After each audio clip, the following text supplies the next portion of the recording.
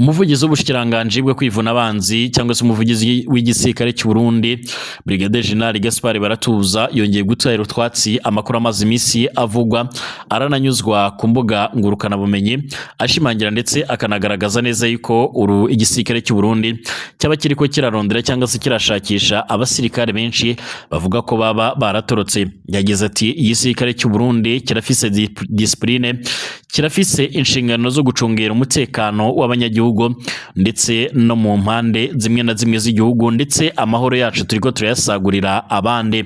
Yagize ati abasirikare bari nga muri Kongo bariko baravugwaho amakuru y'ibinyoma y'ubeshi ariko arahanwanwa ndetse arakogwa n'umwanzi, atariko turamenyesha ko igisirikare cy'u Burundi FNB gifashe neza abasoda haba mu kubahereza impuzu, ibirato ndetse n'ibindi byose byankenegwa habifungurwa ndetse n'ibikoresho bimwe na bimwe bigiye bitandukanye. Yavuze ko kandi ingwano zibera mu buseruko bwa Kongo abarundi bakomeje kuzitwaramo neza ndetse bakomeje gufatikanya n'abasirikare ba Kongo mu bikorwa bigendanye no guhangana n'umwanzi.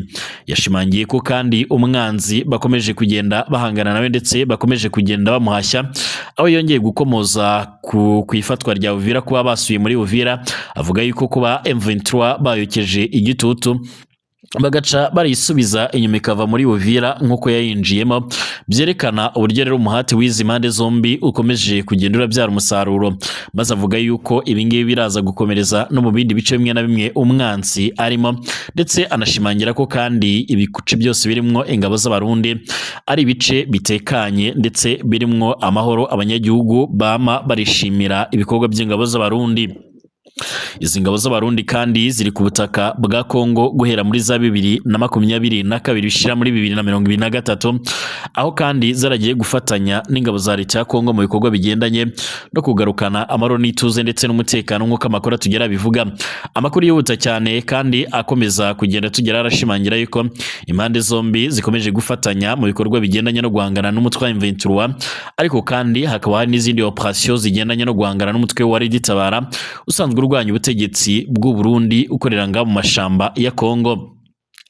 Brigadier General Gaspard Baratuza ariko avuze ibingibi mu gihe hari amakuru amazi imisi avuga yuko abasirikare b'igihugu cy'u Burundi barenga 500 bari guhigwa bukware n'inzego z'umutekano bashinzwa gutoroka inshingano za gisirikare mu nyuma yo gutsindwa ku mirongo y'imbere ku rugamba muri Republika Iharanira Intwaro Rusange ya Kongo, aho bari baroherejwe kugwanya inyeshamba za M23. Aba basirikare kandi baramaze gusubira mu gihugu cyabo, biravuga ko bahisemo kwambura imyenda ya gisirikare ndetse no kwinjira mu buzima bwa gisivile, maze batinya kongera gusubizwa ku mirongo y'imbere ku rugamba nga muri Kongo. Amakuru kandi bivugwa ko anaturuka mu bayobozi bakuru b'igisirikare cy'u Burundi FNB, biravuga ko yabagaragaza ko abo basirikare bakigeranga mu gihugu barashyize intwaro zabo mu bubiko bwa gisirikare, mu nyuma kandi barahindura imyambaro baca barinjira mu banyagihugu, ntibongera kugaruka mu kazi kabo ka misi yose ka gisirikare. Umwe mu ofisiye bakuru b'igisirikare cy'u Burundi ariko kandi bivugwa ko atashimye ko imyidondoro itangazwa ku mvo z'umutekano nk'uko bigaragara, yavuze ko bamwe muri abo basirikare rero guhera mu kwezi guheze ku mwaka wa 2025 bari barasabye uruhushya rwo kujya gusura imiryango yabo ariko bakagira iwabo bagahitamo rero kutongera kugaruka mu gisoda. Yarakomeje anatangaza ko kandi hari abandi bafise passport bahise bahungira mu bihugu by'amahanga. Aya makuru kandi ibyemezwa ko yanahamijwe na Pacifique Ninahazwe, impirimbanyi itavuga rumwe n'ubutegetsi bwa President Evariste Ndayishimiye. Avuga ko kandi bamwe mu bahunze bageze mu bihugu byo mu karere, mu gihe kandi abandi bagiye mu karere abandi by'umwihariko bagiye mu karere by'umwihariko barimwo n'abageze i Dubai nk'uko biboneka. Yagize ati abenshi muri abo bagiye gusura imiryango yabo bahita bagumayo, abafise pasiporo baragiye burundu, bamwe bari mu bihugu byo mu karere abandi barageze mu mahanga ya kure, abataragarutse ngo bivuga ko baba bashika ku 500. Aya matoza kandi yo gutoroka inshingano za gisirikare arakurikiye igihombo bivuga ko gikomeye cyane ingabo z'u Burundi zaragiriye mu rugamba, aho rero nyuma yo gutsindwa na M23 abasirikare batahutse by'umwihariko bahurijwe ahantu hatandukanye, benshi muri bo rero by'umwihariko bagahitamo gucika bakigendera. Ibi byasigaye kandi igisirikare cy'u Burundi isomo riremere cyane kandi by'umwihariko ritoroshe. mu rwego rwo guhangana kandi n'iki kibazo igisirikare cy'u Burundi cyakajije ingamba zo guhiga abasirikare baturutse haba ku mipaka yose ndetse no mu nkengero z'igihugu ndetse no ku kibuga mpuzamakungu cy'indege cya Bujumbura cyitiriwe Mekiro Ndadaye harashyizwe abasirikare bambaye imyenda ya gisivile bajejwe gufata abakekwa rero kugerageza guhunga igihugu. Si ku mipaka gusa kuko rero no mu baturage imbere mu gihugu hoherejwe urutonde rw'abasirikare batorotse rugashikirizwa abayobozi b'inzego z'ibanze ndetse n'imbonerakure hagamijwe ko babonye rero wese yohita atabwa mu mvuto agashyikirizwa inzego z'umutekano. Ibi byose kandi biri kuba mu gihe Uburundi bukomeje kohereza izindi ngabo muri RDC cyane cyane mu bice rero bya Baraka, Bibogobogo ndetse n'itwa Mirimba muri teritwari ya Fizi ndetse no mu bikorwa byo kurinda umujyi wa Kremi. Ibi bikomeje kandi guteza impungenge ku myitwarire ndetse n'imitekerereze y'abasirikare bari ku mirongo y'imbere ku rugamba. Ku rundi ruhande kandi hari amakuru akomeje guhwihwiswa avuga ko ibihugu byo mu karere birimo nka Tanzania, Uburundi, Afurika y'Epfo ndetse na Angola biri mu biganiro byo kongera kurungika izindi ngabo muri Kongo. Gusa kuri ingingo Tanzania yarahejeje gushyira igikumu kuri amasezerano na Kongo, aho bivuga ko ingabo zika mu bihumbi 12 zizorungikwa muri Kongo. Muri uwo mugambi kandi bivuga ko Tanzania by'umwihariko yo nk'uko nabivuze aruguru yamaze kwemerera RDC kuyoreza abasirikare bashika ku bihumbi 12 nyine mu rwego rwo gukomeza guhangana n'inyeshyamba za M23 mu ntambara igenda isho gufata indi ntera mu burasirazuba bwa Repubulika Iharanira Demokarasi ya Kongo. Ibi bibazo byose kandi bigaragaza isura y'umutekano muke ndetse n'ihungabana bikomeje rero n'ubundi kugaragara mu mitwe ya gisirikare yo mu karere, mu gihe kandi intambara yo mu burasirazuba bwa Kongo ikomeje kugira ingaruka zikomeye cyane ku bihugu biyikikije nk'uko bigaragara.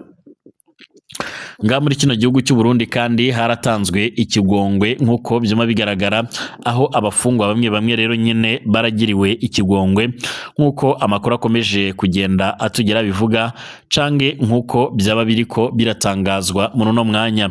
Ibi kandi birakunze kubaho ariko kandi bigizwemo uruhare n'umukuru w'igihugu cy'u Burundi. Mu Burundi Ingozi kwigerekerezo ya 16/0/2026 abafungwa 117 harimo rero abagabo 195 n'abakenyezi 19 n'abana babigeme 3 batarashikana imyaka yo gufungwa bararekuwe kuri uyu wa gatanu uheze nyine muri ndwi turiko turasozera bavuye mu ibohero ry'abagabo n'iry'abakenyezi riri Ingozi mu buraruko bw'igihugu gitoya co muri Afrika y'Ubuseruko. Iyo ngingo kandi idasanzwe iri mu bikorwa mu ntumbero yo kugabanya ubwinshi bw'abafungwa mu mabohero. Ikibazo rero kiri mu mabohero menshi cyane nga mu gihugu cy'u Burundi nk'uko byavuzwe n'umushikirizamanza kizigenza wa Repubulika Rose Nkorerimana. Abo barekuwe anini cyane n'abantu bashaje hamwe n'abafungwa rero bari barakatiwe ibihano bito bito. Yaragize ati irire kugwa kandi rigamije kugabanya ubwinshi mu mabohero ndetse no kugerageza ko rero abafungwa babaho neza. Akamo ko kwisubiza rero mu buzima busanzwe ndetse no kwiteza imbere. Mu majambo yashikirijwe abo barekuye kandi umushikirizamanza kizigenza wa Repubulika yarasabye kwirinda gusubira mu byaha ndetse no kwijukira ibikorwa byo kwiteza imbere. Yaragize ati turasaba abafungwa barekuye rero kwijukira ibikorwa byo kwiteza imbere ndetse no kwirinda gusubira mu byaha nk'ibyo rero bari barakoze ubwa mbere. Naho rero habaye iryo rekurwa ingorane ziguma zikomeye mu ibohero rikuru rero ry'abagabo rya Ngozi rirangwamo rero abafungwa barenga 1,800 mu gihe kandi ryaragenewe kwakira abantu bangana hafi n'amajana gusa. Ubwo bwinshi kandi budasanzwe buratuma ubuzima bw'ibohero bugora cyane kwama habura ibifungurwa bikwiye harimo rero ibiharage ndetse n'ifu y'ibigori, hakaboneka kenshi rero ibura ry'amazi n'umuyaga nkuba. Kubera kubura kandi kibanza hari abafungwa rero bajyama hanze, abandi nabo rero nyine bakarundarundana mu byumba bagenewe abantu rero 5 bakabiraramwe rero bashika abafungwa 20 cange barenga. Ubwinshi bw'abantu kandi butuma indwara zigenda rero zirarandagata cyane cyane indwara zo kurukoba n'indwara zibiza nka kolera nk'uko rero bivugwa n'amasoko ari mu maboko. Ibyo rero kandi bishyira mu kaga gakomakomeye cyane amagara y'abafungwa. kiretse Ingozi ico kibazo kiri kiretse Ingozi ico kibazo kiri mu gihugu cose mu Burundi. Amabohero arafise ubushobozi rero bwo kwakira abantu bangana n'ibihumbi 4,294 mu gihe abafungwa barenga kenshi ibihumbi 12 mu mabohero amwe namwe, kandi urugero rw'ubwinshi burarenga 300 kwijana, bigatuma rero ubuzima bw'abafungwa burushirizo rero kuba bubi ndetse no kongera umutekano muke mu mabohero imbere. Amashiramwe rero yigenga arashima intambwe rero ariko agasaba impinduka. Amashiramwe yigenga haranira agateka kazina muntu arashima iryo rekora rero ariko akavuga ko ridahagije ugereranyije n'uburemere bw'ikibazo. Umwe mu barongoye iryo shiramwe Ingozi aravuga ati kurekura abafungwa 117 ni intambwe nziza ariko ni umuti w'akanya gatoya mu gihe amategeko ahana ibyaha atarasubirwamo, amabohero azoguma yuzuye nk'uko byoma bigaragara. Nkuko bigaragara rero mu masanamu ariko arahanwanwa ku mbuga ngurukana bumenyi, biraboneka yuko rero abarekuwe ari bamwe rero mu bafise imyaka myinshi ndetse n'abandi bafise ibyaha bito bito. Mbashimira mwese.